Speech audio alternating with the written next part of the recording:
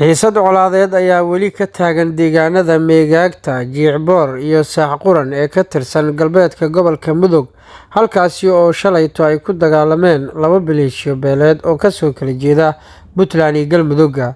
Warar dheeraad ah ayaa ka soo baxaya khasaaraha ka dhashay dagaalkii shalay, waxaana wararku ay tilmaamayaan in ugu yaraan 10 qof ay ku geeriyoodeen dagaalkaasi, halka tiro intaasi ka badanna ay ku dhaawacmeen. Dadka ku dhaawacmay ayaa loo kala qaaday deegaanada ka tirsan Galmudug iyo Puntland, iyadoona halkaasi lagu dabiibayo. Xogihii ugu dambeeyay ee aynu ka helayno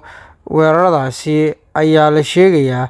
in ilaa iminka ay dhinacyadu isku hor fadhiyaan deegaanada ay ku dagaalameen, iyadoona laga cabsi qabo in mar kale uu dagaal culus ka dhex qarxo galbeedka gobolka Mudug.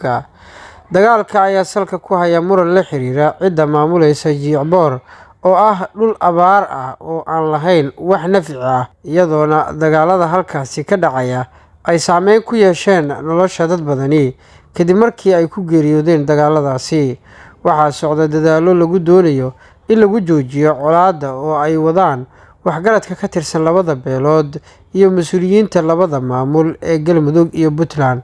inkastoo aan weli lagu guuleysan in xabadda la joojiyo lana kala qaado ciidamada maleeshiyaadka ee is horfadhiya. Labada beelood ayaa horey loogu heshiisiiyey gogol ay dhigeen maamulada Puntland iyo Galmudug, hase ahaatee heshiiskaas ayaa muddo kooban kadib burburay kadib markii maleeshiyo ka tirsan labada beelood ay dilal isku geysteen.